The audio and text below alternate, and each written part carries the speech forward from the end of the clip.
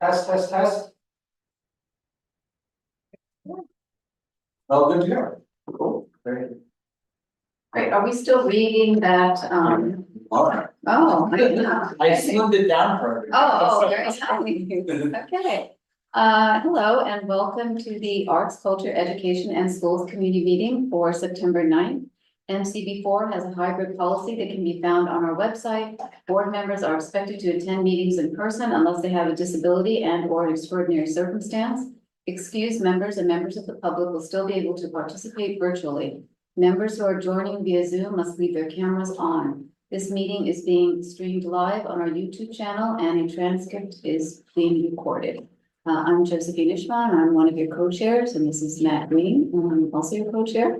And so tonight we have 3 presentations by arts organizations. So we're very happy and thank you to Salvador for putting us in touch with 2 of them.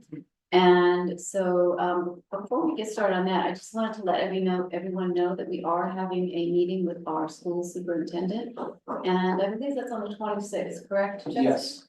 Yes, it's going to be on Tuesday, the 26th from 3 to 4 p.m. So we'll be sending out a call link, and anybody who's interested in joining can join. Usually during these meetings, we talk a lot about school needs. So they could be capital needs, it could be expense needs, but also programming, 3K, pre-K, and just whatever else you guys are interested or want to bring up. And so we have about an hour with him, so that hour goes very quickly. Just wanted to let everybody know. So with that, we are. It's the 24th. 24th, is it? Okay, that's it. Tuesday the 24th. I'm sorry. Okay, so Tuesday, September 24th. So did we have anybody from the public that wanted to speak during our open session? No, we have no raised hands. Okay. So then we can go ahead and start. I think we have a first is Orchestra of St. Luke's. So we're ready whenever you are.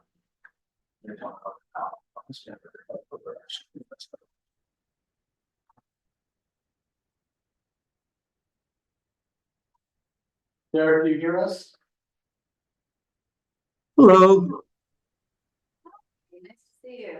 Hi, nice to be here. Okay, good evening. Can everybody hear me? Yes. Perfect. Good evening. My name is Derek L. Middleton, and I'm the manager of community programs at the Orchestra of St. Luke's, also known as OSL. OSL is a New York City orchestra approaching our 50th anniversary here in the city, and we play 12 concerts annually at Carnegie Hall and dozens all over New York City. This season, we're playing 58 concerts across New York City throughout the year. In addition to providing all concerts all over New York, OSL is also dedicated to providing free education programs for students throughout the city, as well as providing a space for music at our home in the Domina Center for Classical Music, located on West 37th Street. This evening, I'll talk a bit about what we do on our education and community engagement team. Our youth orchestra of St. Luke's, also known as YOSL, provides free concerts and free music education for 150 students in Hell's Kitchen schools. Some of you will already know and be familiar with a few of the schools like PS 111, PS 51, PS 212, as well as the Police Athletic League on 52nd Street. OSL also has an annual New York City 5-borough tour where we give free concerts at partner venues throughout the city. One upcoming series that I'm really excited to talk to you about is our free school concerts, where we invite New York City public school students to experience outstanding classical music performances designed especially for young students, grades K through 12. These concerts are provided free of charge and have reached more than 10,000 children annually. And for many of these students, it's their first live orchestral experience. Last year, we welcomed 51 schools that bussed in from all around the city. And we would love to increase the number of Hell's Kitchen schools that attend the concert this year. This year's program will take place at Hosto Center for the Arts and Culture in the Bronx on December 11th through 13th, and will feature renowned clarinetist and composer Kinan Azmeh, as well as music by Duke Ellington and Bela Bartok. Kinan Azmeh is a Syrian native and a New York City resident whose work spans across many cultures. As I've mentioned, we would really love to welcome more Hell's Kitchen schools, schools from our neighborhoods to attend these free concerts. So if there's any way that our committee can help spread the word, that would be really, really awesome. And I have just a bit more to share before I move on. But are there any questions? Alrighty. No. Lastly, I'd like to share a bit more about what we have to offer right here in our neighborhood at the Domina Center for Classical Music. Every spring, we host the Young Artist Series, which is free to the public, and it's an amazing opportunity to hear some of the most talented young musicians in the city play a wide range of chamber music. We also host a concert series called Visionary Sounds, where we present music by some of today's most exciting living composers. We are offering all Manhattan Community Board 4 members $20 tickets with the code, which I'll put in the chat here, to attend Visionary Sounds. And we would love to see you all at the Domina Center. Thank you so much. Great, thank you. So I'm sure we will have some questions for our committee members. I hope that's okay with you. Do you, Matt, do you want to start? Sure. Thank you for the presentation, Derek. You all do, so I have a son at PS 111, and I believe you do some work there. And I was just hoping maybe you could talk a little bit about the work that you do within some of the public schools in our community board district. Yeah, absolutely. So we have lessons that we provide to public school students, and where we have musicians go into the public schools and provide lessons, after school music lessons for students.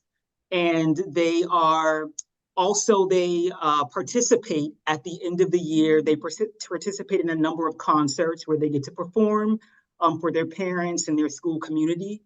So that's just another thing that we offer. And that's through the Youth Orchestra of St. Luke's as well, YOSL. Great. And I'll put some links in the chat for anybody who would love any more information about all of these different things we offer. Derek, we don't do a chat on these meetings, so you want to send them directly to me and I can make sure I get the information gets to the committee. Perfect. Thank you so much. Great. Thank you, Derek. Hi, Derek. Can you talk a little bit about how you all are funded? Pardon? Can you talk a little bit about how you all are funded? Yes, we are completely funded through donations and donors. And that's basically how we run all of these programs. And yeah, we try our best to offer all of our lessons and stuff free of charge, especially for the public school students. So that is part of our mission. Okay, thank you. Mhm. Thank you. Questions? Thank you for the presentation. So a quick question. How do you all typically market your concerts and events? And is there anything we can do to help to get more information out to the community about what you do? Yeah, thank you for that question. Typically, the concerts that we play at Carnegie Hall are promoted and marketed through Carnegie and ourselves. The Free School Concerts series and the 5-borough tour, I do a lot of the work promoting that as manager of community programs. So really, it's about word of mouth. It's about the e-blast that we send out. So I'd love to add you all to our e-blast list so that you can forward on the information. And it's really just about community engagement and like connecting with the community. And we've been doing the Free School Concert series for many years. So we have a lot of schools that return yearly. and that helps spread the word. But as I mentioned, we would love to really spread the word in our district because we haven't had as many schools from Manhattan Community Board 4 attend. Maria? No question. Katie? Yeah, I just had a quick question about your after-school programming. So, if a school was interested in having you all come in to offer after-school programming, how does that get arranged? And is that free as well, or do you charge when you provide after-school programming? Or Yes. after-school instruction? Yeah, so we try to make it as free as we can, and that's usually free for all of the public school students. I will connect you with Andrew Roitstein, and also Andrew Roitstein, he is the director of our Education and Community Engagement Department, and he can help get you signed up, the school signed up, and all the information needed to kind of get the ball rolling. But yeah, we would love to have more schools participate in our area. Great, all right, thank you. Thank you. Oh, did you have any questions? Okay.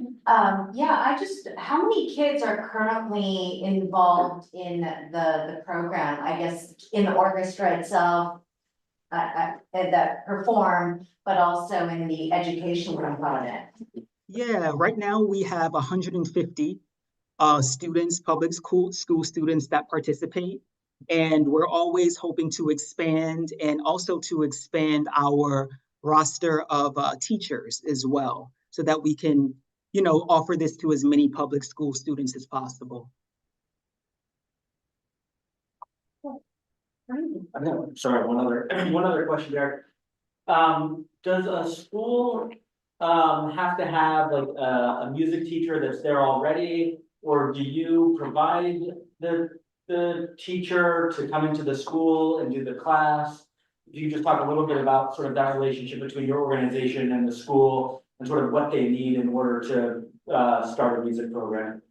Absolutely, yeah. We provide the teachers that give the lessons to the students. So it's not a school without music classes would actually be really ideal, because we would love to be able to supplement music lessons in schools that may not already have access to these lessons. So yeah, we provide the musicians that go into the schools for the after school programs to teach children how to play. And we have children that range in all from beginner to more intermediate. And a lot of them stay with our program, and we guide them all the way through high school. So like this past season, we had a couple of our students got into LaGuardia and some other schools around the city that have been with us since they started playing. That's great. And what about the instruments? Is that something that you all provide, or does the school provide those? Yeah, we provide the instruments as well. And we get those as well through donations. We've been lucky enough to get a lot of donations. So yeah, it's been really a great time for us, and we just want to continue to give back to the community. Oh, yes, Jesse has a question. Yeah. Hi, Darren. I want to follow up on something that Josephine asked about, and you just mentioned about donations.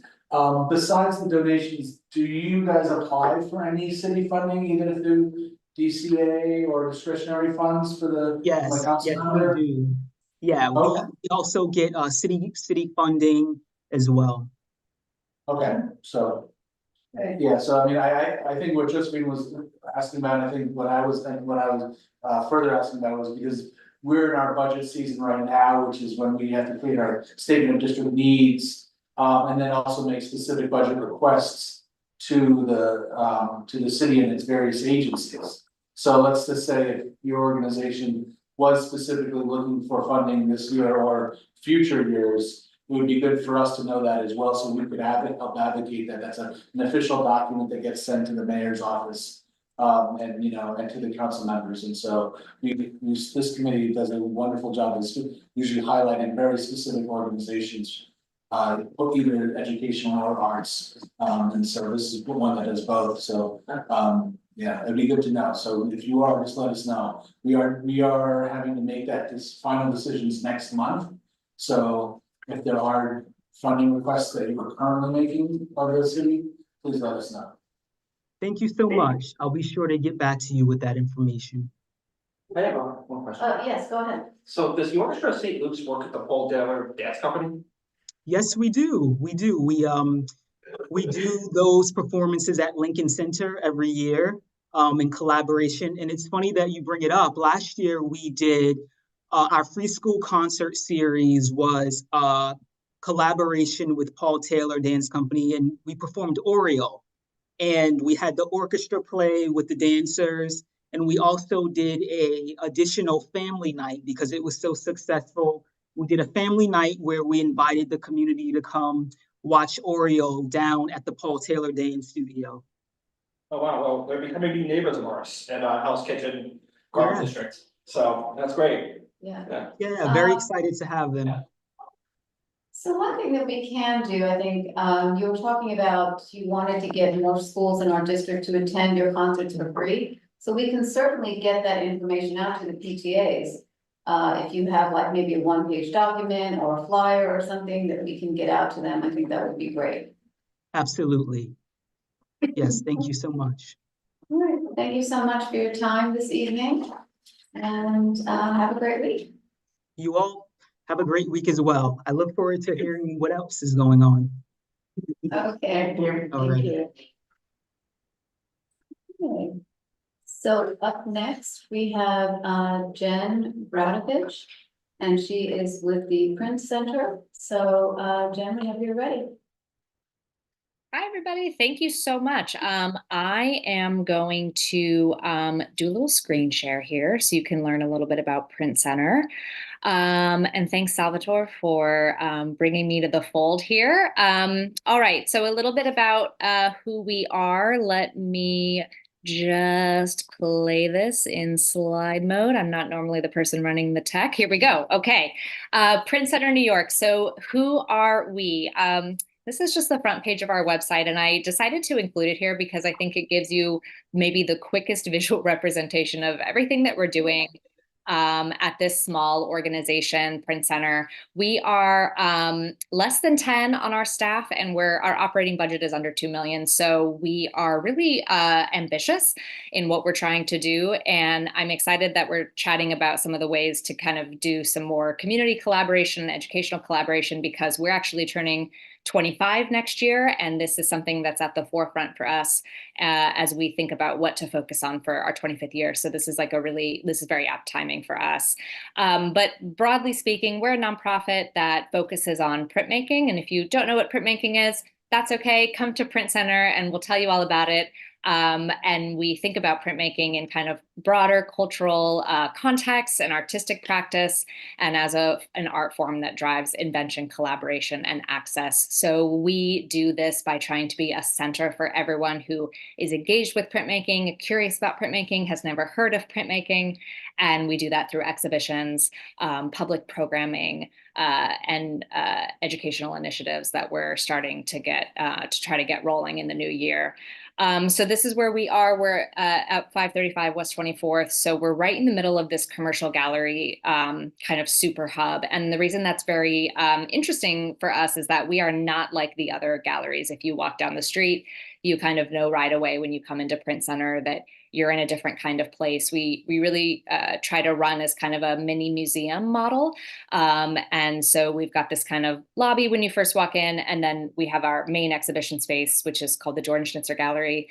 And this is where we do our exhibitions that are the center of our programming. And then the lobby is often used for kind of pop-ups that try to engage kind of a printmaking community or hands-on activities, things like this. And you'll see some examples of that in a second.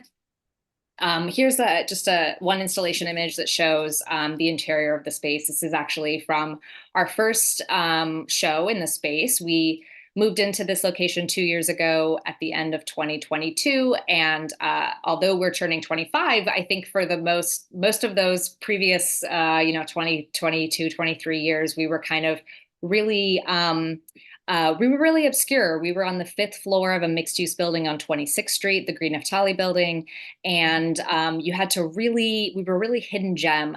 But the move to 24th Street has let us have much more accessibility for our program, much more visibility for our program, and it's really kickstarted what we're able to do. So a lot of the last 2 years in this new space has been about creating this sort of foundation, and now that we're 2 years in, really thinking about ways to expand our reach in particularly a very local way, and thinking about the people right around us in Chelsea.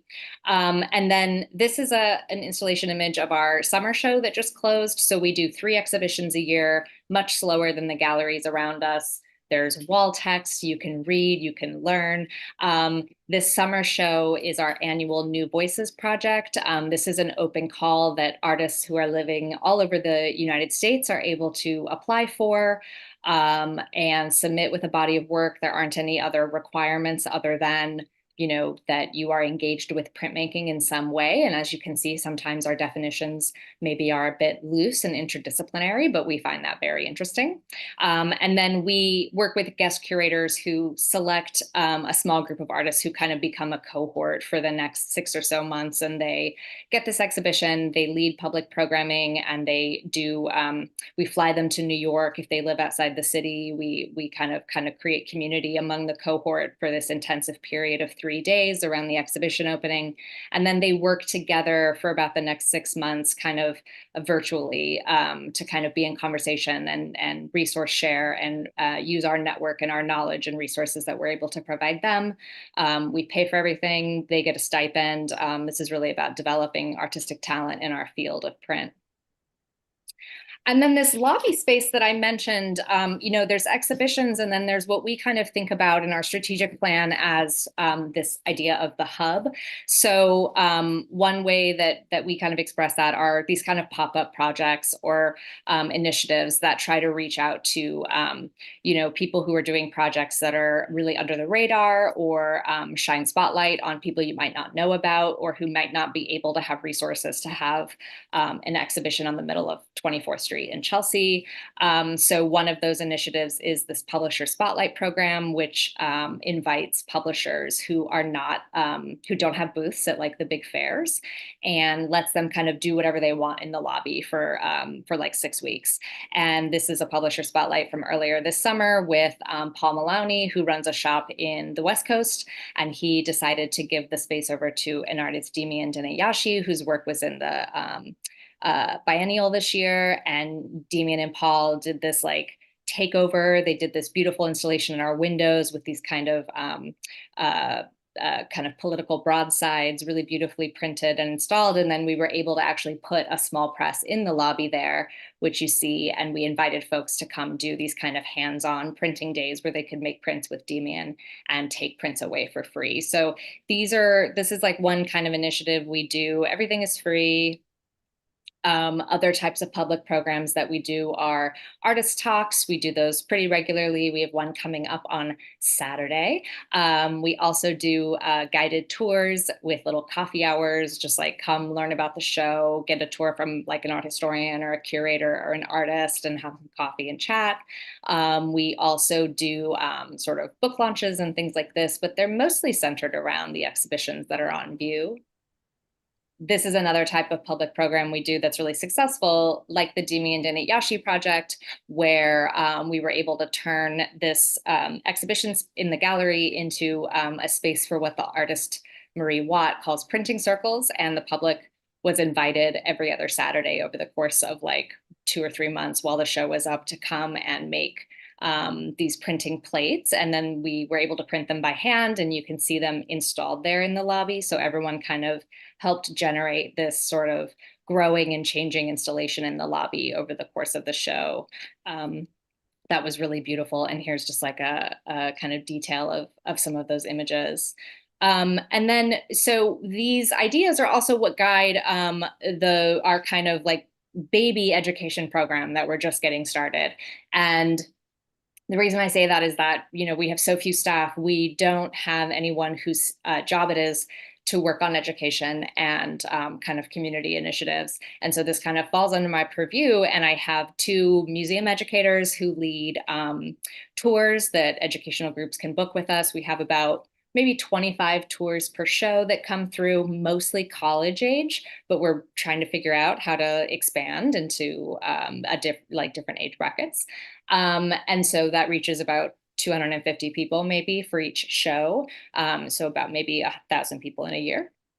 And we just got a grant to begin work with a consultant now. And we're just starting phase one to figure out how to build a what is a sustainable model for education for a nonprofit of our size. What is most advantageous for us to focus on as we work in a medium that really can be very materials intensive and require a lot of technology to be able to make it. How can we do ways to do printmaking and introduce printmaking to the public, to students without those materials? And what do we need to make it sustainable? What kind of staffing does it need to be? How do we partner with the schools that are nearby us and really think about our community partners? These are the questions that literally 2 weeks ago, I just started having a conversation with my consultant. So it's a very apt timing to be in this meeting with you all and try to think about, ways that I can better, we can be better connected to the community board and to the resources that you all have in terms of, sharing what's going on and potential avenues for collaboration and things like this. That is all I have for you about Print Center, but please ask me some questions. Okay, thank you so much, Jen. It was a great presentation. Beautiful space, wonderful programming, and I'm so excited to see what you all do in schools in the future. And of course, we're here, we have connections in schools, so once you do come up with an idea of what you want to do, then please let us know. But I do have a question about how you get your events out to audiences, because like I would love to attend these events and I have no idea. So like where's one find this information? How do you get out to people? Yeah, this is a great question. We have one coordinator for marketing and communications whose job it is to kind of disperse this stuff. Mostly, I think the way that people are finding out about it is through signing up on the mailing list, which you can do on the website. You can also do when you come and visit the space. I think the challenge for Print Center, and I'm not glad to hear you didn't know about these, but it does kind of align with my sense of things, is that Print Center has had an extremely devoted small following for 23 years, and that moving into this space, we have to figure out how to reach beyond that very small devoted following. Our super fans who are totally convinced, who have every event we have, is like bookmarked, they're going to be there. We love those folks, but we want to be able to reach anybody who wants to come in the door and come to these talks and make prints and engage. And we have not figured out yet how to do that. So particularly when you asked Derek that question, I was thinking, yeah, we need to really work on this. This is something my staff is always talking about. How do we reach people who aren't already so we're not singing to the choir all the time. I don't know the answer to that yet, but I'm all ears. Excellent, thank you. Yeah. Thanks, Jen. So I'm curious about some of and I know you're working on sort of your network and relationship building with other stakeholders in the community. I'm wondering if you have had if you have a relationship with folks from Friends of the High Line, you're, steps away from where they're located. You're also very close to the Elliott Chelsea houses, and Hudson Guild has a great community center right on their campus. They may be a good partner in terms of connecting you with local residents in the area. So I'm just wondering if you have those relationships, if you're looking to get to know people from those organizations, and ways we can be helpful there. Yeah, thank you. 100%. So we just spoke specifically about Hudson Guild and about Chelsea Houses with this consultant just a couple weeks ago, because he has relationships with both and with some of the schools nearby. And we have had good collaborative, we have a little bit of a relationship with the High Line, but not so much. We've had good collaborative relationships lately with West Side Fest, which you may know about. That's been really successful for us, especially this year. We held the Dimi and Dinayashi printing in the lobby for West Side Fest, and that was a really successful day. They've been super helpful too about resource sharing as we start gearing up for this. And by extension, we've had good relationships with the Whitney that we really started to build. But Chelsea Houses, we're like a block away. It's a no-brainer. And when we were on 26th Street, we were just as close, but we never developed that despite being there for 23 years. Mm-hmm. Yeah. And Avenues, where we were right next to the Avenues school as well. Yeah. Yep, and PS 33, very close, so I don't know if you've had any interaction with the principal there, Sydney Wang, but she's terrific. So there's lots of ways that we would be more than happy to make sure you can get connected with other folks in the neighborhood. Also thinking about Penn South isn't too far away.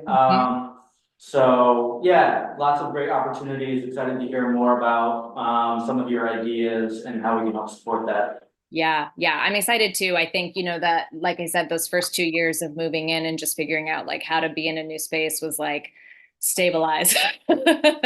And then now it's like really starting to think through, okay, we're here and now we have an exhibition program planned through 2027. So like now how do we actually hire somebody full-time and have capacity to do this so that we can do it, well. And this is really our challenge for a thing we're really prioritizing for 25. Great. Thank you. Yeah. Hi, Jen. Thank you so much for joining us. Thank you. I have so many questions, but I'm going to try and limit it so that everybody else can get their questions in and get to know you. But the first question that I had, which was really inspired by the tour that we went on earlier today, was have you experienced any challenges with like government funding post 2020? Oh, I would be the wrong person to ask. I think my director of development, Tiffany, would say yes. That's maybe my vague sense, but I'm a little less plugged in on that. I think yes. I think our government funding has come down since 2020. Yeah. Is what I think. Yeah. Thanks. I think that's sufficing for our needs. And sorry to throw a curveball at you. It was Yeah, really no, it's okay. But this one is much more in your area, but could you tell us a little bit about why is it important for Penn Center, New York to be located in our neighborhood or within Chelsea? Yeah, I think it's important because I think it's as simple as like when people come into our space, when we say hello to, like, it's our policy that we say hello and we greet people when they walk in, and you would be surprised how many people just say, oh, thank you for saying hi, or thank you for acknowledging me for walking in, because it just really isn't the feeling of the galleries, right? I mean, it is tremendous that you can walk through Chelsea and see art for free in Chelsea. But what Print Center is doing, I think, by being in Chelsea is one, capitalizing on foot traffic, right? Our foot traffic has increased like 100-fold since we moved. But then taking that strategic position and saying like, you don't have to know anything about art when you walk in the door. You don't have to know anything about printmaking when you walk in the door. In fact, it is like more than fine if you know nothing about either of those things.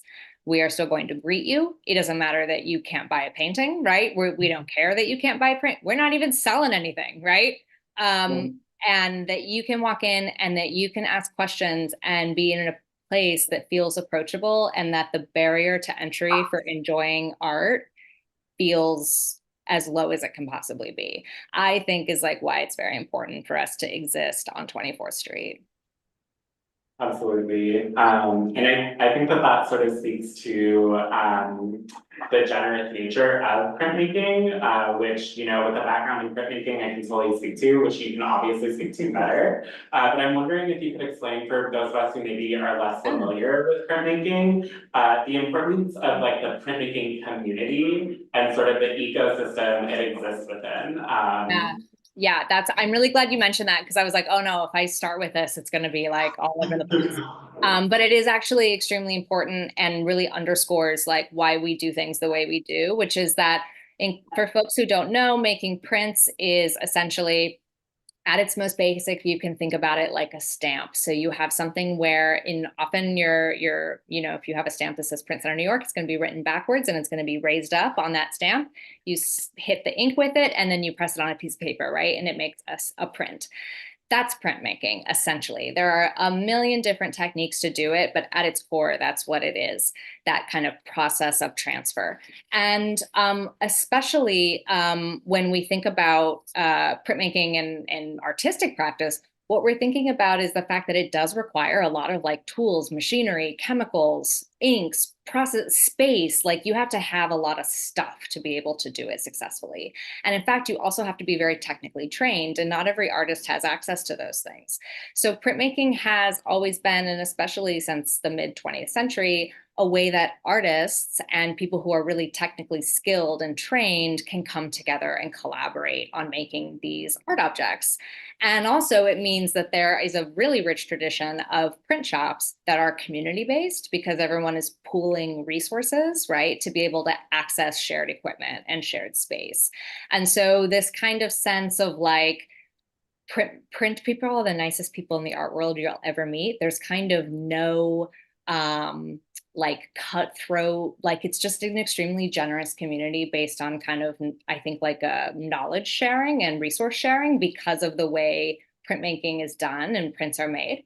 And so I think for us, being able to kind of demonstrate that through the way we treat visitors, through the way we organize programming, the way we engage with students, the public, artists that we work with is really important to us. Thank you for asking that, Salvatore, really important. Yeah, and then I just have one more question and then I'll turn it over to my colleagues. But I'm really excited to hear that you have this consultant who's gonna help you like break into education and like have like a strategic and thought out plan. We're obviously really excited about it as well and ready to plug you into all kinds of schools and everything. But with the digital age that we currently live in, why is printmaking important today, especially to like young folks? Oh, that's a tough one and a really great one. But you know, the first thing that comes to mind is that I was at the Art on Paper Fair yesterday and I was watching Shoestring Press doing a demo on how you can make prints using things in your kitchen. So low tech, right? You don't need any of the equipment. And anybody can just walk up and do this. And there's this amazing moment when a printer is doing a demo and they're pulling the paper away to kind of show the print and everybody goes, ooh, and it's like this magic, like you can see this magic thing that happens to people. And you don't see that with painting. You don't see that with anything else. And it always happens when we have these hands-on events is people pull and they look at their print and they go, oh, and people clap, they applaud. And I think there's something magical in that moment of reveal and that can spark a lot of creative potential and that kind of feeling of anticipation. How is it going to come out? I think that's just really full of potential. And I hope that would be something that an education program could really kind of try to draw out. Thank you. Thank you. I don't have a question, but I thought your questions were good and what Yes. like the print making, like I didn't know, I expected print center to be something related to text, printing text, not art. So that was good. But I wanted to share, I also know somebody who used to do printing. He's like 89. And he used to work in printing since he was late teens, early 20s. And even that, I was like, so what did you do exactly? And he had to explain the process, the machines and what he did. It was interesting. Yeah, it's you know, we get so if you need someone to come and talk. Oh, good. Yeah, we get phone calls sometimes with people asking when they can place their printing order. And we're like, oh no. If you need a guest speaker, I know someone. Yes. But yes, our name, sometimes it's hard to know what we do just by our name, for sure. Yeah. I would love to meet him. Thank you, Maria. I can arrange that, okay. Okay.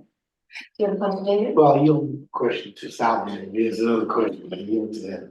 Oh, no, I myself, thank you that. Katie? Just, you said that your foot traffic has gone up so much because you're right there, amongst the galleries. And I was wondering, how lovely that is, but I have to assume that a lot of the foot traffic are people who already intended to go to galleries. Mhm. And I have to imagine that there's a whole group of people out there who don't spend their time going to galleries on the weekends that might really value and appreciate this. And I just think that it's great that you're beginning to think about like, how do you reach other audiences? And of course, letting people know that you have these exhibits and that they're free. And as you said, that there's like information there that sort of helps people explain it, so they don't feel sort of like, I don't know what's happening, why am I here? I think it's really great. Yeah, thank you. Thank you. Agreed. Yeah, you're only capturing a certain public if you're only letting the people who know to walk past a gallery and go in know what you're doing. Yeah. Ella? Jennifer, do you currently work with like Parsons? Because it seems like the most sort of pertinent audience for keeping the art of printmaking like alive and growing is really, exposing this technique and community to, the FITs, the Parsons, the Cooper Unions of the world here. Yeah, some of those faculty are kind of repeat tour groups that always, we have some professors who always bring their students no matter what we've got. They're always bringing folks in, and most of our tours are college groups that are local. One thing that we've been talking with Camilo, our consultant, on is like whether teens is really the audience to kind of focus on, because I think one thing that we find is that a lot of these schools in New York do have really tremendous like printmaking programs and facilities. But when we did a series of workshops earlier in the year, specifically for K-12 educators to learn very low-tech ways of teaching printmaking, because what we find is that these college level educators in printmaking are teaching students like from the bare minimum, right? Because the basics, because they've never been exposed to printmaking, they have no idea what it is. And so one thing that we were kind of thinking about with the person who organized those workshops for educators was, how could you bring that into like a high school setting, so that by the time kids are going to college, they already know that print exists, right? And that they can take advantage of those things, but instead of discovering it 3 years in, right? Yeah, but that's I think I think for us, like the just pulling all those folks from the local space around us is like exactly key. Yeah. Yeah, IB actually has a very big teens program. Yeah. Yeah, so that could be a great field trip for the teens to come after school. Totally. Yeah. Yeah. Well, thank you so much, Jen. I have to say that I just love when you're talking about trying to make the whole gallery area more accessible. That is a huge issue. And I guess, part of us as a community board is to really ensure that, arts and education remains equitable for everyone. So I really love that you all are doing that. And, we are in the budget cycle. And so, we do want to know, like, can you tell us a little about your funding? Do you get any city funding? Do you apply to the councilman's office? Can you talk about that some? Yeah, we do. Our funding is a mix of individual donors and then some like private foundation grants that are usually specific to certain exhibitions. Although this education consultant grant that we got is also from a private foundation, so that's great. We do get DCA funding, although I think to Salvatore's point, it has decreased over the years. We had some NEA funding. I think that we have applied for some like discretionary funds, but I'm not sure the exact, the government funding is probably the part of it I know the least about. But certainly something I could learn more about and follow up on. Okay, so, Jesse, if they were interested in, let us know what their needs are, like, how does that happen?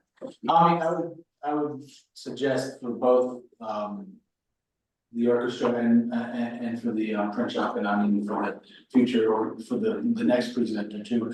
I think you guys have to vote on your priorities for the upcoming fiscal year 26 next month. So I think if you guys got letters from these organizations, they don't have to be detailed per se, but something detailing and what they're requesting from the city. Is it expense, is it capital? It's usually expense. But is it specific to a staffing position, is it specific to a program, an initiative? Then you guys have those letters for next month. You guys can decide, if you guys wanna, support all of them, support the prioritization of them, maybe one over the other, whatever you guys wanna do. But then you have that, and then you're on record. So I think that's the way, I think that's the easiest for you guys to do.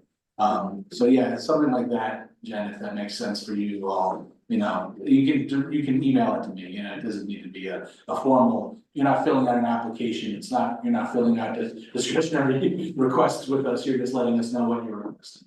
Yeah. Same thing for Derek and Ginny, who's gonna be coming up, so. Great. Thank you so much. Yeah, so we should make sure we have the date of, off the top of my head, the next committee meeting, so everybody has that date. It's a Tuesday next time. Is it I think you moved it, because Columbus Day, so I think it was moved October 15th. October 15th? So the letters for everybody who's on the call from the organization, so let's get the letters in, if you were looking to do that by the 11th. So you guys would have that over the weekend to review. That makes sense. Okay, you guys are doing fantastic work. Thank you so much. Thank you. Thanks so much for having me. And go Ginny, love Q Art. Tell us all about what you do. Okay, great, thank you. Okay, so next up, we have Jenny from Q Art. Is she here? Yep, she's here. Okay, great. So Jenny, whenever you want to start. Yeah, nice to meet you all, and thanks, Jen, for that very beautiful presentation. The Print Center, I think, to us at Q is a kindred spirit and organization in a lot of ways, and in fact, I've done guest reviews for them as well, and I think we have the same sort of ethos about the public mission and the sort of welcoming of the community into the neighborhood as a nonprofit gallery space in Chelsea, amongst many of the commercial spaces. So I'm excited to share with you all, to meet you all virtually, and to share with you all a little bit about what we do. And thank you also, Salvador, for the connection and recommendation to be here today. So I'm going to share my screen. Can everyone hear me? Yes. Yeah. Okay. So this is Q. We are located at 137 West 25th Street between 6th and 7th Avenues. So a little bit apart from the agglomeration of all the larger Chelsea galleries and a few avenues away from where the Print Center is located. But really great sort of subway access and still solidly in the neighborhood of Chelsea. We are a nonprofit organization established in 2003. So just going on 21, 22 years here with a free public gallery space. And our mission is to uplift and support emerging and underrepresented visual artists of all ages. We have a number of programs by which we do this, obviously centering in a core way around our gallery space. And we seek to serve artists from marginalized and underserved backgrounds and communities, and also aspiring artists and students, the public, art and culture enthusiasts, writers, art workers, and professionals. And the general public is, key in that. And this is a little bit of what we offer to artists, art workers, students, and writers. Significant financial resources. Anyone who's in the arts will tell you that the honoraria associated with presenting, artistic work in institutional settings and via sales is sort of, it's a constant hustle for artists. So Q provides significant financial support via honoraria and also production support to all the artists that present in our gallery space and that participate in our programming. Mentorship is a core aspect of all of our programs. For each exhibition we show, for each writing engagement we undertake, for our youth programming. We have mentors involved at almost every step of the artistic process. And these mentors are established artists, writers, curators, educators, who are often paired with the artist to provide support outside of the structure of the institutional engagement with Q. So it is a sort of extra opportunity for them to engage with a peer who's sort of more established in some capacity. And then capacity, skills, education, marketing, relationships, and exposure. I'll tell you a little bit about our programs. Q has our program that we're probably most known for is our open call for solo and group exhibitions. We do an annual national open call for exhibitions for artists all over the country of all ages. We've had artists that for the solo exhibitions that range from 23 to, you know, in their 90s, and really that of all ages is a really core part of our mission and our focus, and a sort of diverse pool of representation of artists from background, geography, you know, educational, a place of where they're coming from. Those are all sort of key things that we look for in creating our program for this open call.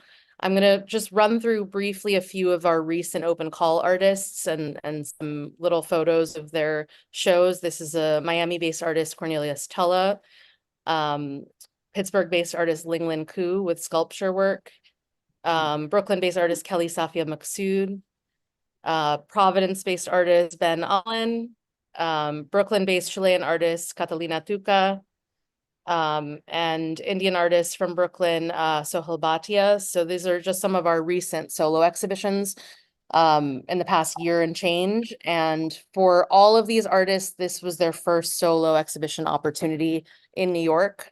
For many, it's often their first solo exhibition opportunity ever in a gallery space. So it really is a huge and meaningful opportunity. And as you can see from some of the photos here, a lot of the work that we present sort of breaks away from what is traditionally seen in commercial gallery spaces. It's generally, you know, experimental installation, sort of pushing the boundaries of practice beyond what is known to be sort of collectible and saleable work in a way. So, you know, that's a huge aspect of our program, that we're allowing for artists to explore, experiment, and be ambitious in the mediums that they're presenting in the gallery space, and in a way that's really not typical or traditional for this kind of space.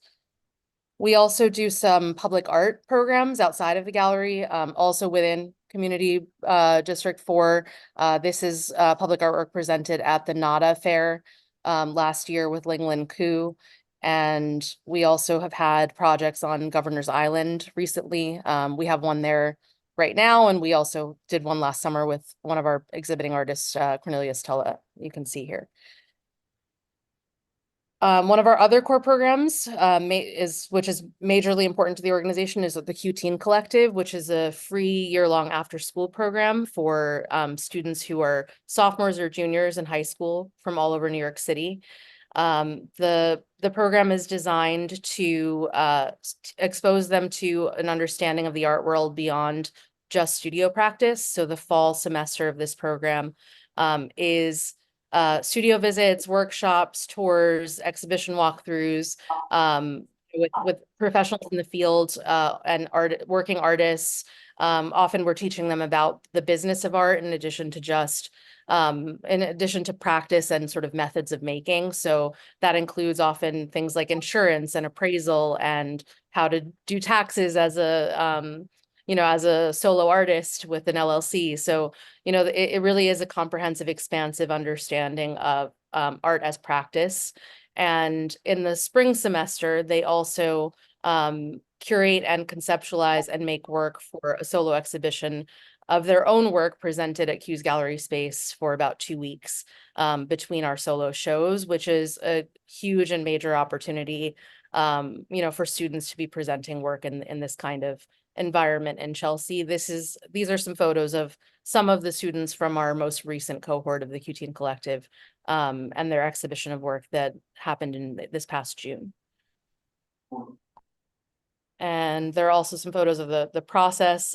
We have a lead educator, Amanda Adams Lewis, who has been, working in arts education for about 20 years and runs the sort of syllabus and curriculum of the program and brings on guest speakers and participants to engage with them about various topics throughout the course of the semester. And the program runs from October to June is entirely free for students who are participating. And they learn about curatorial ideas, installation and beyond. So just a small sampling of photos from that. This is an installation shot of their most recent exhibition.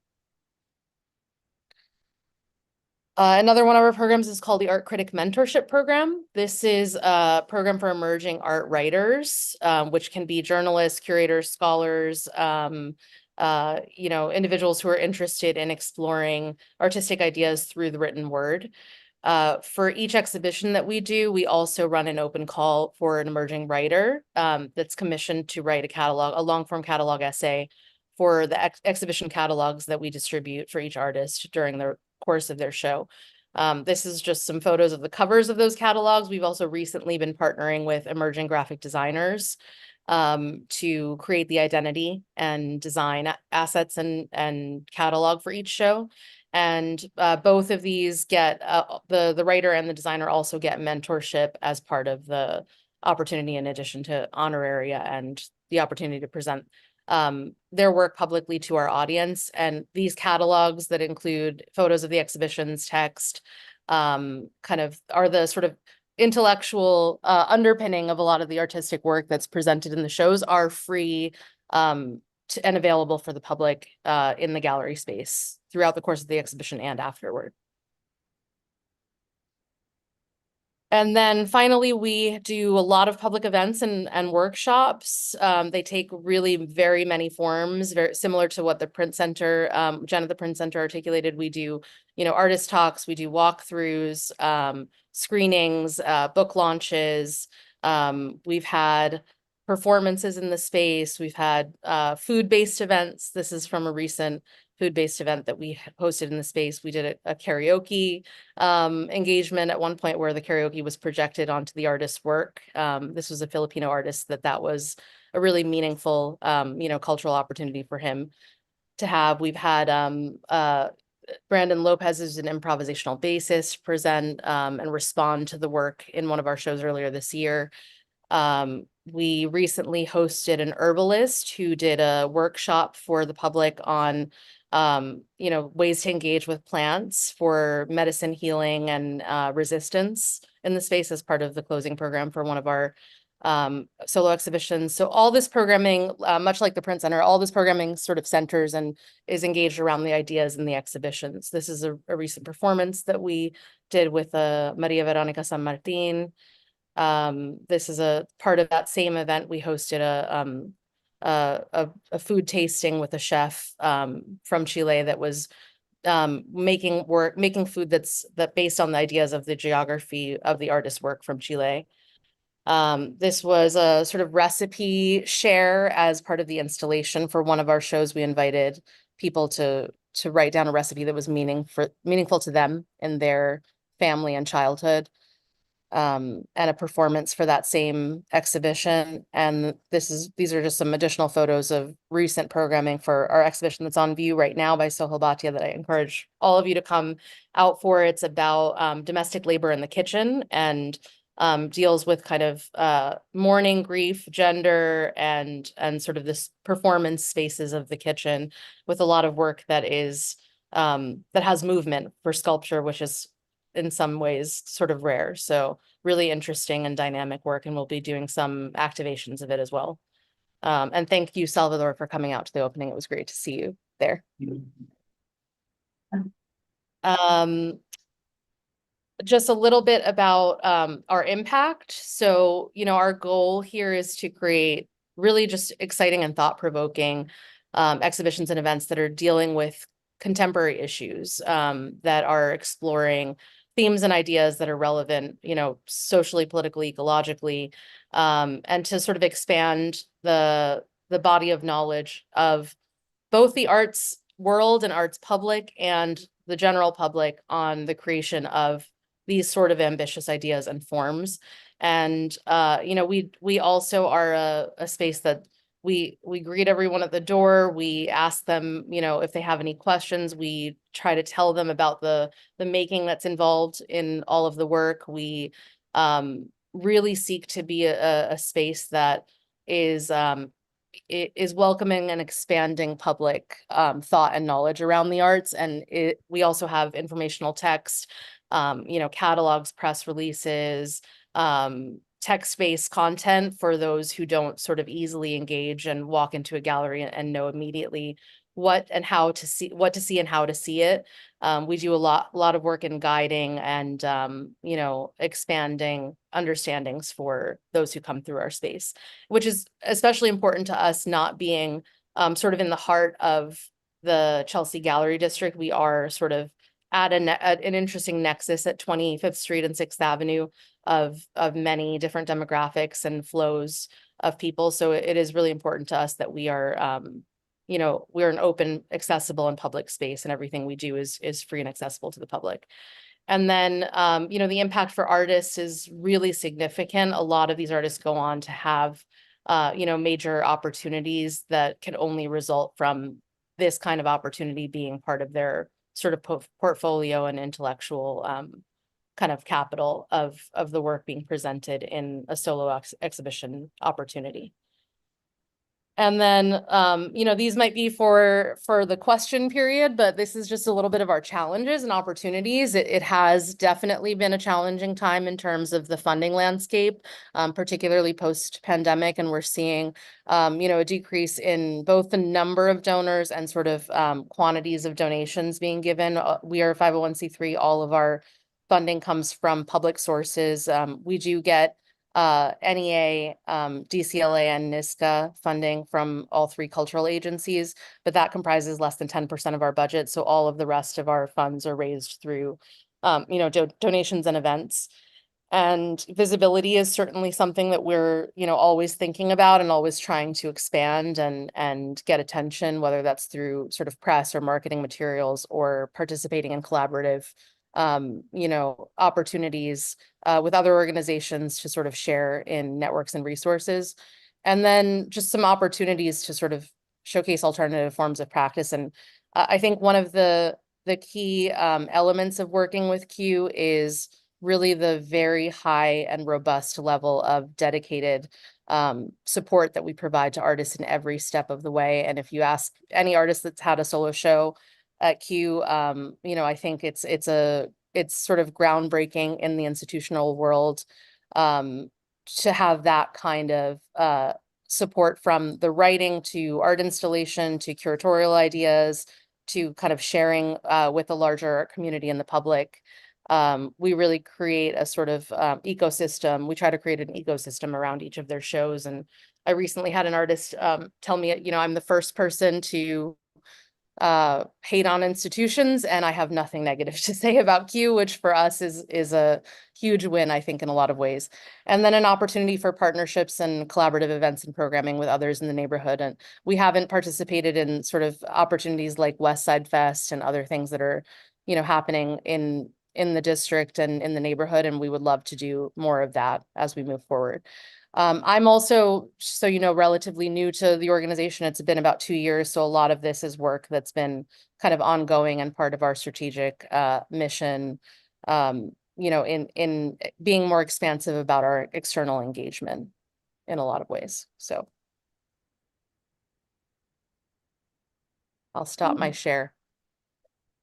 Well, thank you so much for that presentation, Jenny. That was just fantastic. And for challenging, ideas about what art is, what it looks like, where it's coming from. I think that's, we constantly need to be reminded of that. So thank you for the work that you're doing. And part, of the ACES committee, we are doing whatever we can to support students, but also artists. And we're always looking for ways of how we can support artists. So it's great to know that you have this mentorship program and, definitely this team collaborative, 3 after school. I mean, that's like amazing. So I hope that you will submit a letter to us so we can get you on the district need statements because, the work you're doing is incredible. So I do have a couple of questions about the after school program. Can you tell us about like, how large it is? How many students do you usually, come through your doors? When does the fall semester start and what does the application process look like? Like, do you just sign them on the web or how does that work? Yeah, absolutely. Generally, we have about 15 to 20 students in the cohort every year. The program year runs from October, mid to end of October. So this year it starts October 22nd through early June. Right after school ends is when the final exhibition generally goes on view.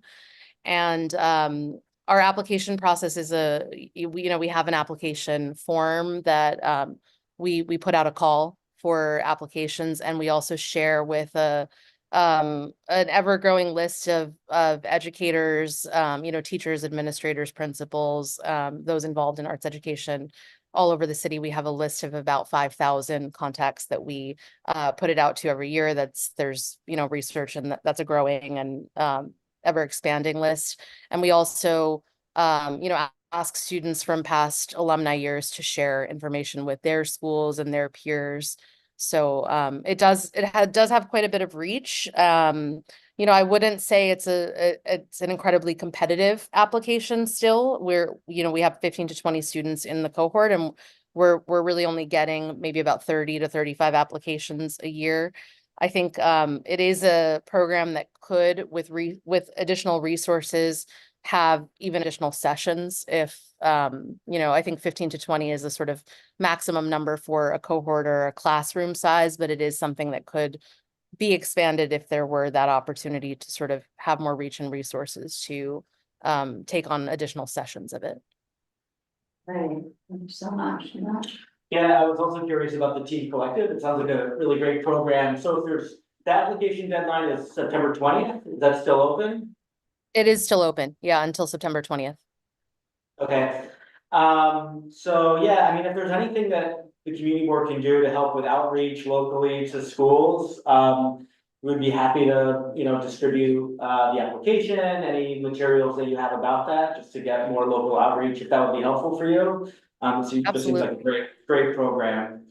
But one question I was just kind of curious to pick your brain about, given that you're sort of in the business of helping artists do their profession here in the city, do you have like a sense of like, because being an artist is incredibly hard. I mean, everything's very expensive. Housing is expensive, food is expensive. And just being able to be an artist in the city has gotten incredibly difficult, especially with the pandemic. And I think we've heard as a committee that there's been a huge migration of artists who have left the city. And I'm just wondering from your perspective, what do you see as like, do you see that there's like the biggest challenge that artists are facing right now? Like, what is it? Is it income? I don't know. I'm just curious to hear a little bit more about where you see the major barriers for artists to continue to live and do their work here in the city. I mean, this is we could have a 3-hour conversation about this topic, but I'll try to keep it brief with some highlight. I mean, definitely income and financial resources, and I do think it is true that there has been movement of artists to upstate or to cities like Providence or Philadelphia, where the cost of living is a little bit less burdensome. At the same time, I think having presenting opportunities in a city like New York, that is a sort of threshold for artists that is unbarred in practice, especially this kind of solo opportunity. And I think there are many artists who, cobble things together through teaching opportunities, through writing and editing, through design, through, they're like expert multitaskers, entrepreneurs, and freelancers, and each sort of a business in their own right in some ways. But I do think it's a hustle and a challenge, and especially for artists that are not making work that is traditionally commercially saleable. I think the kinds of opportunities that allow for experimental practice, for work that is not necessarily being hung in private collections or, being purchased by wealthy donors or patrons. That kind of work, opportunities for that kind of work are rare, and also in some ways coalescing into like the sort of top institutions and museums, and there are increasingly less smaller spaces that are offering that kind of opportunity. I think beyond sort of artist run and more grassroots spaces, which are incredibly valuable in their own way. But I think we represent a sort of a middle, a sort of a stepping stone between a more grassroots or artist run type of practice and an institutional or sort of commercially viable practice that in some ways, allows artists to go out on their own to say, I can do this and I can make it my business and I can do it full time. And I think that's kind of rare these days. Mhm. And I'm sure Salvador also has many insights on this, having worked with artists for many years, but I don't know if there's anything you want to add, Salvador, but there's a lot more than that. But yeah, I would say income and opportunities. Yeah, appreciate that. Yeah, Ginny, thank you so much for presenting. And it's so clear that you do this regularly because you've already answered all of our questions in your presentation. So thank you for giving such a detailed and thought out presentation. There were just like a couple of things that I wanted to like hone in on and tease out in your presentation. The first being like the last point that you made. For those of us in the arts and culture field, we deeply understand what it means to get like a QR exhibition and what a huge monumental, like life-changing opportunity that is. And I think that you really hit it on the head in your slide where you talked about where these artists sort of like go on to, they go on to be in the collection of the moment. They go on to be in the Whitney Biennial, they go on to show at Prince Center, New York. And it's like such a vital and important part of our like arts ecosystem that I can't overstate how lucky we are to have it in our catchment area. But one thing that I would love for you to sort of like touch on that really came through in your presentation was this idea of like mentorship that really runs through everything that QR does. And I think that that's so important in the creative field where the possibilities of what a career towards or what a path towards success can look like are endless, right? So can you talk a little bit about the importance of mentorship for QR and how you sort of like practice that? Yeah, absolutely. And let me also, yeah, go ahead. Oh, let me also preface all of this by saying I think from the photos and from kind of what we do, we are a very ambitious organization, but we have a full-time staff of 3, and our organizational budget is under $700,000 a year. So just for context, a fraction of what many of our peers have to work with for this kind of programming. And in that sense, mentorship is sort of an extension of in some ways the guidance that our professional staff provide to artists in a way. So mentorship has been at the core of what Q has done since its initiation. For every exhibition, for every opportunity, as I said, we have a sort of pairing with a mentor that's relevant to the artist or the writer's practice. We are not really prescriptive about what mentorship looks like. Really, it is a pairing and an introduction and a commitment from the mentor to be involved and regularly meet with and connect with and share ideas with the artist or the writer. In the case of the writing, engage in editing of drafts of the essays, but we don't put very specific bounds or constraints on what mentorship is and can be, because we believe in the informality of that relationship and the potential of a sort of, a peer-to-peer style of engagement and learning that also leads to sort of more opportunities, networks, relationships for the artist, which in the art world, those kind of relationships can be a form of capital in a way. It's how artists get exposure. We pair the artists and the writers with mentors. So before it's not a process by which the mentor selects the artist. We have a 5-round review, for example, for our open call, that's quite complex in terms of understanding kind of all the concerns in building the program. And once artists are selected, we ask them about their needs and what they're looking for in mentorship. And we explicitly seek out mentors that suit their needs and what they're hoping to gain from it. So that applies to the writing program as well. And it definitely applies to the QT and Collective after school program. All of the guest speakers also are involved in reviews of the student work when we get closer to the final exhibition opportunity. So it is embedded in and core to everything that we do. Thank you, Salvador, for asking that. Thank you. Nice.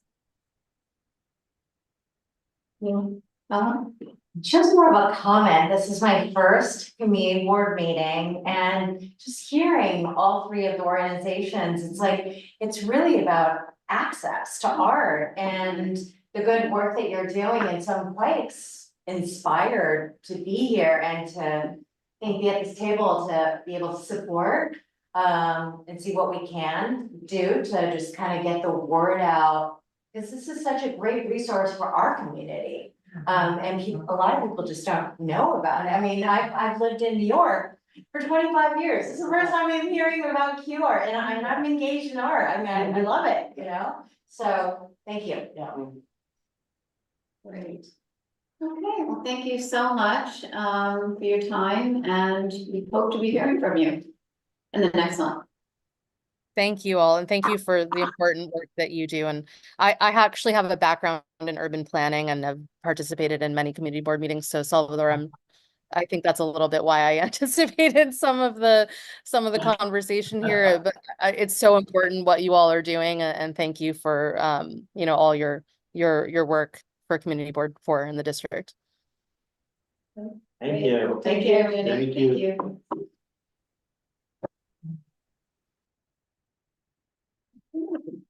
So next month, we are going to be discussing the budget. So Matt's gonna sort of give us an overview. Some of us are new here to just how the whole process works. Yeah, so this month and next, we're gonna be reviewing our budget requests. So every committee right now is gonna be reviewing their priorities for what they would like to see put in our district of statement needs, which will be sent to the budget task force and then voted on by the full board in November, and then sent to the city. And then we get responses to those budget requests, and we do this process annually. So here we are at the moment where we're gonna be reviewing what budget request we have. So hopefully you've had a chance to look at the Dropbox with the materials. Jesse was kind enough to print some out for us.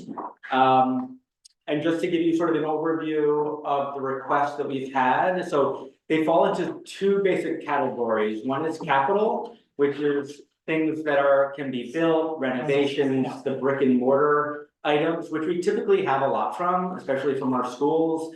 The school is asking for new HVAC equipment, new bathrooms, new water fountains, like all of that would be considered a capital item. And then on the other side of that, the other category is expense. And so that's like programming, staff, and to help organizations run the various programs, as well as city agencies. Historically, I think we've gotten a lot of capital requests from schools.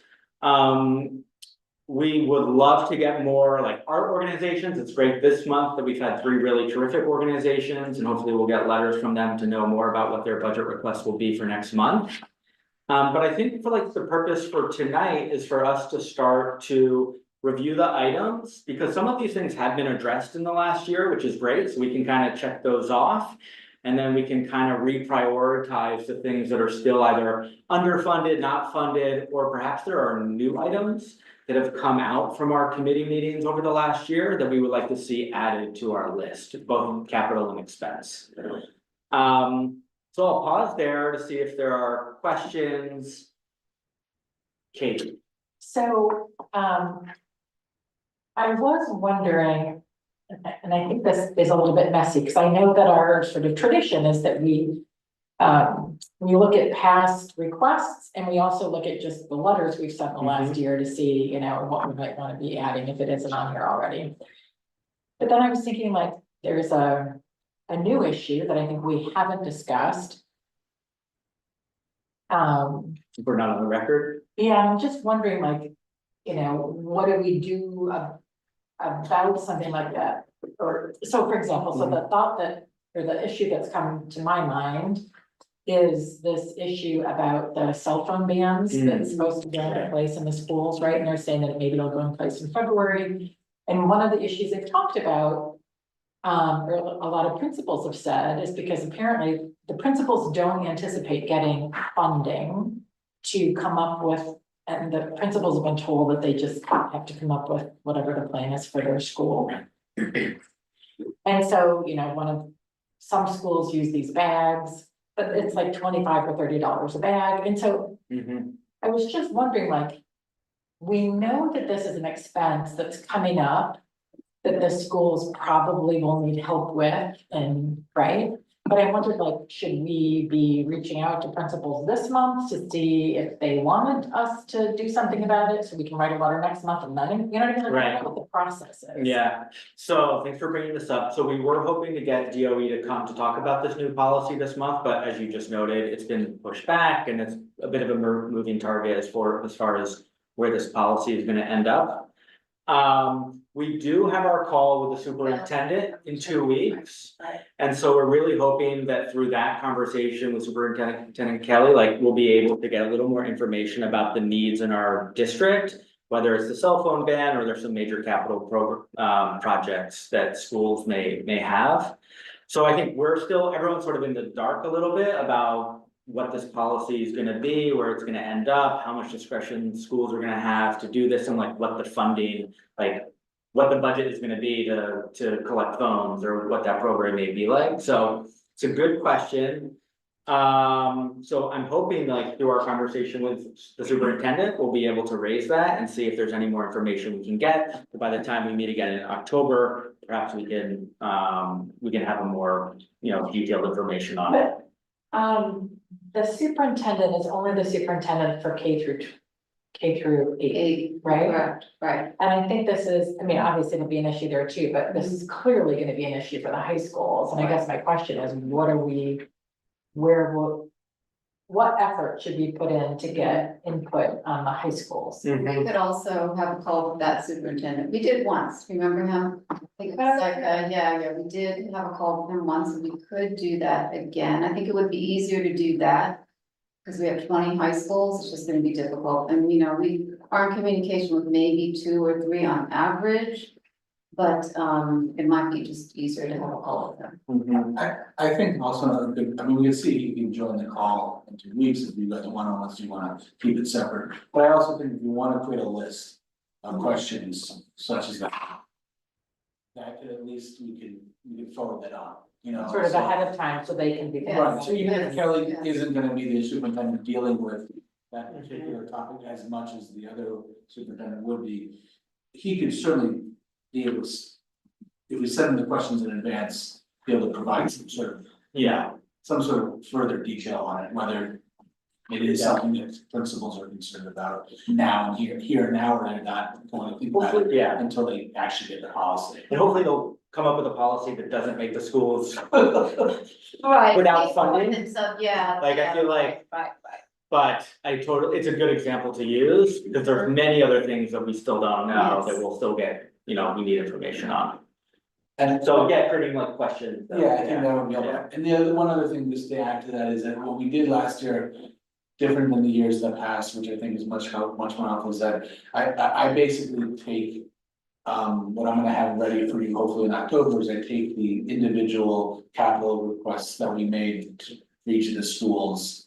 And I follow up with those principals directly, Marvelous. and then be able to provide you back a report saying. They still want you guys to advocate for this. Right. No, guess what? They've given up on that and they moved to this, or they've gotten it and, or they've gotten half of it and they really would rather really focus on this particular issue. So I think that's a more effective way of doing it than having, in the years past, of having you guys try to chase down. Principals. And so hopefully I'll have that information for you too. That's great. And so, And just in addition to reaching out to the schools, Josephine and I have reached out to the PTAs, because it's really important to get the family perspective on sort of what the needs are in their own schools. So schools they just started, like, I think that Right. this, today was day 3. Right. A lot of the PTA meetings are happening over the next few weeks, and I Yeah. think, they certainly have budget needs from the previous years, but, so we have heard back from a few schools in the district. They'll know more later, once they start having their meetings with parents, because they want to sort of check in and see what their budget looks like for the next year. Have you also reached out to SLTs? No. What's that? School leadership teams, so well, I only know it more from the older perspective, I don't know, do they exist in elementary schools? I SLTs? haven't really worked with them. Okay. Yeah. So maybe it is, maybe it's more just a high school thing. Mhm. But, so every high school is obligated to have a school leadership team, it's a state requirement.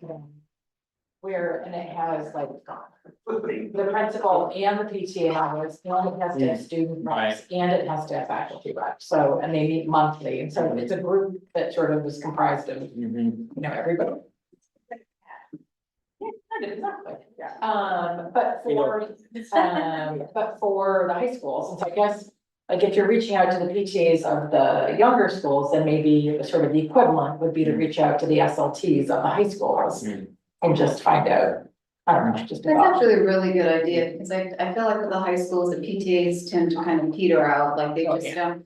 So the SLTs, actually, that would be. Yeah. a good way to go. And again, because everybody's represented on it, students, faculty, like. Right, so did we want to reach out to the high school superintendent the same day? So come on later. He is usually quick, so it's like half an hour, we can ask. Yeah, I mean, if we have like specific questions. Want to ask? Right. Yeah, David. So for next one, I looked up, I don't see the agenda. This is the only, since a lot of times budget take up a lot of time, is that gonna be the only thing on next month's agenda, hopefully? Yeah, we'll be voting officially on. So I mean, that'll be the only. Now we're sort of refining our lists, so we can come next month with like. No, but see, a lot of times we get these people speaking now, Oh, so. yeah. Oh, you're saying, are you asking whether or not we're gonna have any invited speakers? Right, this way maybe we just stick to the budget rather than, Yeah. because a lot of times people, you have speakers and also know the budget people, just, they're not published. Yeah, I mean, as far as the agenda and how much time we want to dedicate on the budget, yeah, I think we'll have a relatively, well, there might be one other, We may have we're about still 2, figuring but it out. honestly, Jesse does a lot of the front work. I mean, he's gonna go through and take off the items that are no longer relevant. And we're just gonna quickly go through like we did last year and literally just rank them. And believe me, I'm gonna move fast, okay? We're gonna rank them, and so we'll still have time to have a couple of. Yeah, there's a few things. Yeah, 1 or 2. Yeah, we Also, won't take too much. also that same night, the cannabis task force speak, Okay, just. Oh, on that Tuesday, yeah. these Yeah. 2. yeah. So I just looked on the, I see. my phone, that's what I was playing. Is anyone not gonna be here because of that? Are you on that? No, I should have played it out, Oh, so you know. Same location. Yeah, let's figure that out. If they needed to move, I need to move. No, wait, I'm sorry. Are there, just before we kind of get into this, other questions? No, that's not a problem. Sorry, that's a problem for this, we moved it for this month, but it shows up on the calendar for next month, that'll be changed, we're all good. Wait, can you just remind me for October, what day is that this meeting? 16th, it's on a Tuesday, It's on Tuesday. because it's the, Columbus Yeah. Day holiday. The 15th, yeah. Oh, 15th, oh, sorry. Okay, Tuesday, October 15th, thank you. Do we want to give Yeah. everyone a chance to look this over, we can talk about it next time? Yeah, that in there right now. So it's in the Dropbox, if you don't have a copy in front of you, just look it over, if anything stands out to you, you can also rank them yourself, then, and then you could maybe even move a little bit faster, but I would say just do like what, top 3? Top 5, maybe, top 3 capital, top 3 expense, and we're just gonna work from there.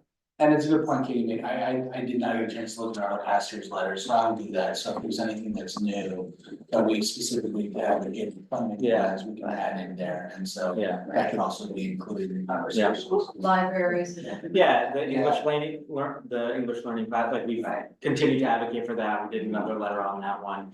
Some of the capital stuff, you'll notice that they have been funded and then they're in the pipeline, so that's great.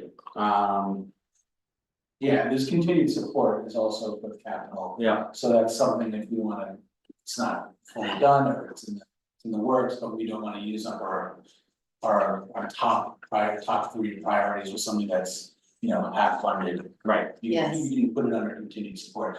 The point being that when every committee is doing this, the budget task force meets, as some of us on this, around this table know, and that's kind of really where the sausage is made, and which you guys have to decide, that task force decides, which one goes in front of the other, so, Right, so just because we put something at the top of our list doesn't mean it's ultimately gonna make it at all. I mean, are you on the budget task force?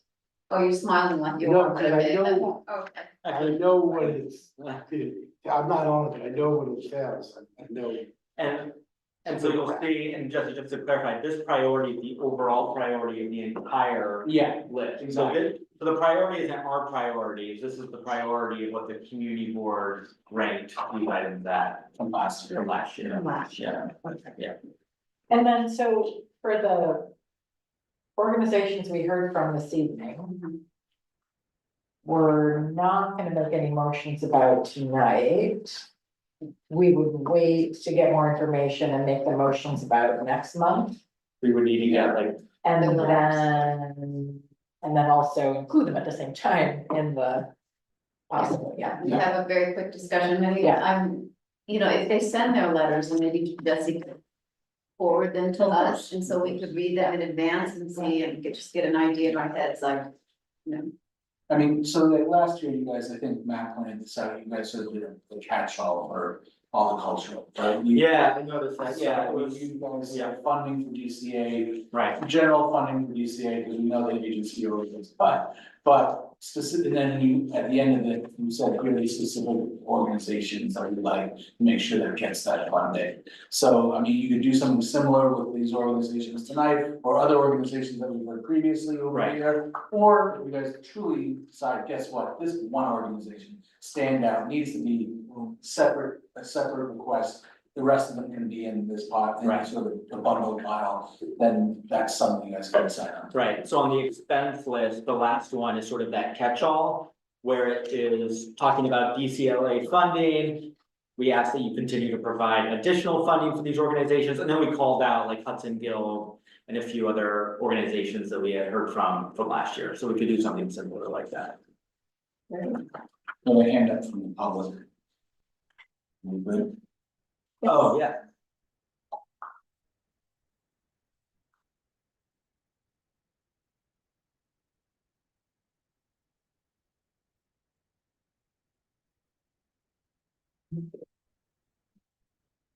Mike? Go ahead.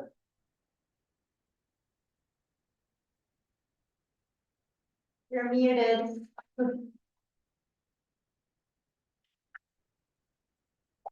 Mike, are you with us?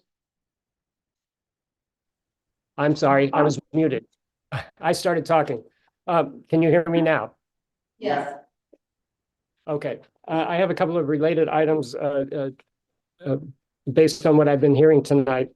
First of all, I wanted to let everybody know that my group, Zone of Vibe, will be playing over at Bella Abzug Park as part of HYHK a week from Wednesday on September 18th. I don't know if you guys got a flyer on that or anything like that.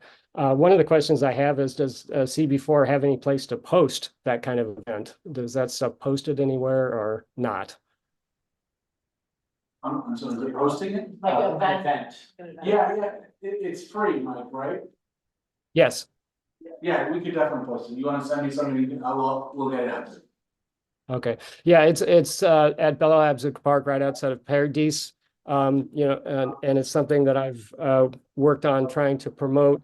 And I'm hoping that it can be the first of maybe more performances next year. So any support you can give would be greatly appreciated.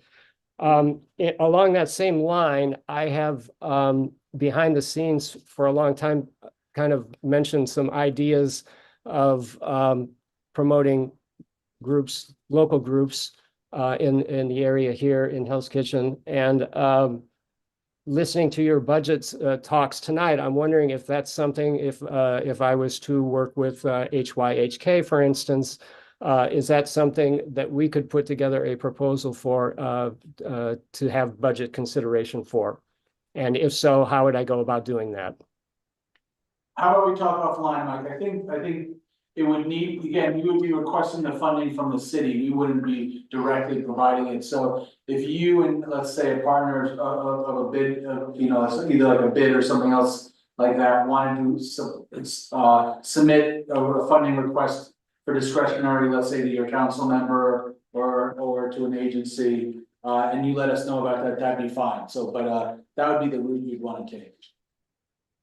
Okay, so I should reach out to you directly, or what should I do about that? I can certainly have a conversation with you, Mike. Okay, I appreciate it.